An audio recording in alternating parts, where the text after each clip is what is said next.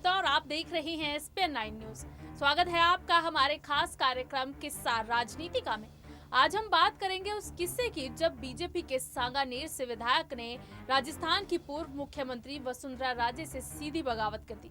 ये विधायक कोई और नहीं बल्कि बीजेपी नेता घनश्याम तिवारी है। किस्सा राजनीतिका में आज बात वसुंधरा राजे और घनश्याम तिवारी की अदावत की कहानी की। ये वो कहानी है जो राजस्थान की सियासत की कई परतें खोलती है।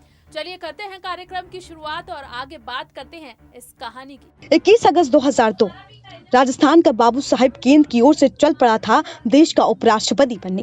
ये कांस्टेबल जिसने नौकरी छोड़कर राजस्थान की सियासत में जनसंघ की शुरुआत की। भैरव सिंह शेखावत तो दिल्ली में राजनीति करने आए थे, लेकिन राजस्थान में कौन उनका उत्तराधिकारी होगा ये बड़ा सवाल था। गुलाब चंद कटारिया, ललित किशोरी चतुर्वेदी, घनश्याम तिवारी, कौन बड़ा पदभार संभालता। भैरव सिंह शेखावत ने दिल्ली पहुंचते ही अपना राजनीतिक कार्य चला दिया और झालवेड़ा से सांसद राजस्थान की कमान सौंप दी वसुंधरा राजे को। उनकी दायित्व दिया गया कि अशोक गहलोत की सरकार का पतन वसुंधरा राजे के जरिए हो, लेकिन ये पार्टी के दूसरे लोगों को पसंद नहीं आया। पार्टी में बगावती सुर हो गए। पार्टी की एकता और संघ के चाबुक के दम पर बगावत को शांत कर दिया गया। वसुंधरा राजे के नेतृत्व में बीजेपी में सत्ता में आई, उन्होंने शांत कर दिया। वसुंधरा राजे के नेतृत्व में जब बीजेपी सत्ता में आई, उन्होंने अपने धुर विरोधी घनश्याम तिवारी को शिक्षा मंत्रालय दिया। इसके बाद से ही सत्ता के राज परिसार में सियासी साजिशों का दौर शुरू हो गया। उन्होंने संपूर्ण शिक्षा नाम से माध्यमिक शिक्षा के लिए जोरदार कार्यक्रम चलाया। इस दौरान दूसरे राज्यों से अलग होने शिक्षकों की स्थायी नियुक्ति शुरू की गई। इससे कई युवाओं को रोजगार मिला। घनश्याम तिवारी शिक्षा मंत्री के तौर पर किए जा रहे कामों की काफी ख्याति बटोर रहे थे। यूनेस्को ने इस काम के लिए कन्फ्यूजन सम्मान भी दिया था। वही 8 दिसंबर 2006 को तत्कालीन राज्य सरकार के 3 साल पूरे हुए। इस मौके पर प्रदेश में कार्यक्रम रखा गया था। घनश्याम तिवारी ने इस कार्यक्रम से अलग अपने एक कार्यक्रम रखा। इसके उद्घाटन के लिए बीजेपी के केंद्रीय नेतृत्व ने जसवंत सिन्हा को बुलाया। इस कार्यक्रम में तिवारी ने अपने मंत्रालय के काम के संबंध में 2 ग्रंथनाम किताबें दस्तावेजों के तौर पर पेश की। ये दस्तावेज सरकार द्वारा पेश किए गए कुल दस्तावेजों से ज्यादा थे। इसी कार्यक्रम में उन्होंने घोषणा की कि शिक्षा मंत्रालय गोवा का इतिहास लिखने का महत्वाकांक्षी प्रोजेक्ट शुरू करने जा रहा है। इनका नाम था अपाड़ी धरती, अपाड़ी लोग, अपाड़ी खेदरी और अपाड़ी फोक।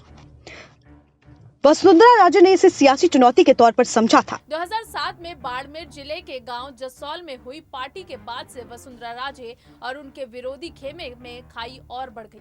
ये वो दौर था जब बाड़मेर का ये गांव राष्ट्रीय सुर्खियों में बना हुआ था। बता दें, ये वो दौर था जब केंद्र में जसवंत सिंह और प्रदेश में ललित किशोर चतुर्वेदी, महावीर प्रसाद जैन, गुलाब चंद कटारिया, घनश्याम तिवारी, रघुवर सिंह कौशल और राष्ट्रीय स्वयंसेवक संघ से जुड़ी पूरी लॉबी एकाएक वसुंधरा राजे के खिलाफ खड़ी हो गई।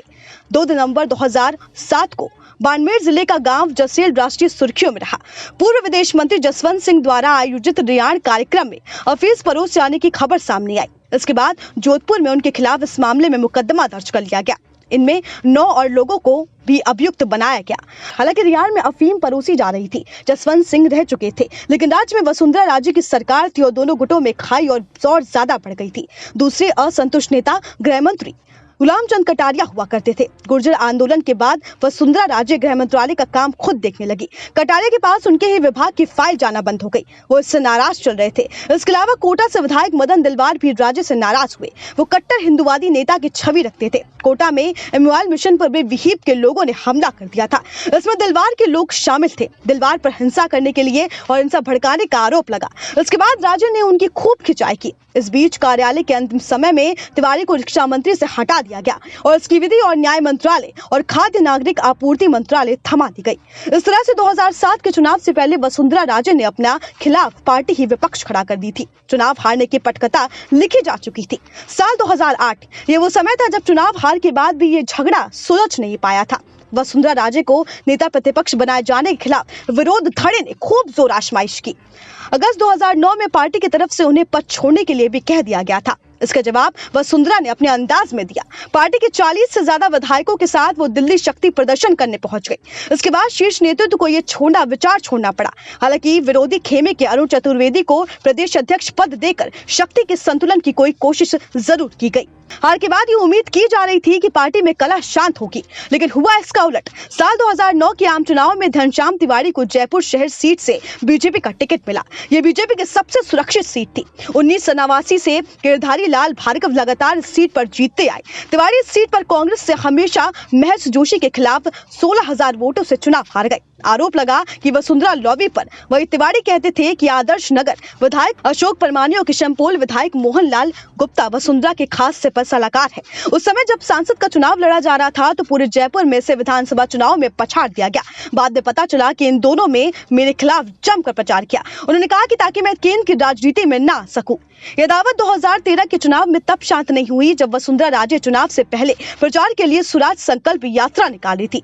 ठीक उसी समय तिवारी भी देवदर्शन यात्रा पे थे।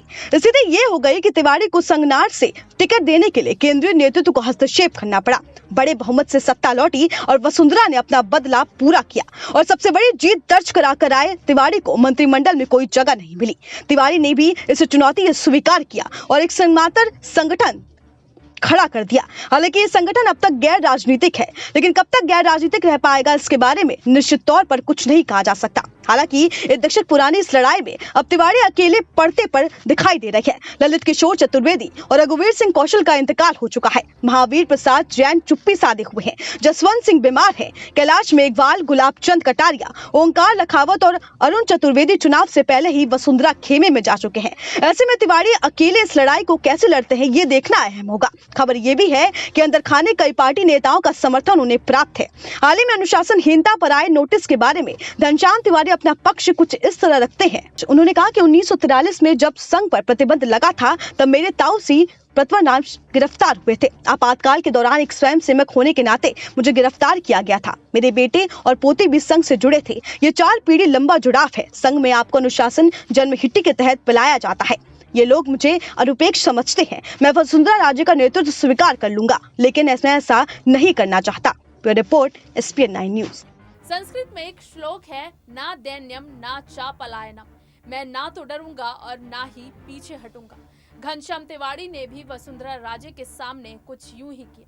किस्सा राजनीति का में फिलहाल के लिए बस इतना ही। अगर आप किसी और किस्से के बारे में जानना चाहते हैं तो हमें कमेंट बॉक्स में जरूर बताएं और अगर आपको हमारा ये वीडियो पसंद आया है तो इसे लाइक, शेयर एंड कमेंट जरूर करें। साथ ही साथ हमारे चैनल SPN 9 न्यूज को भी जरूर सब्सक्राइब करें।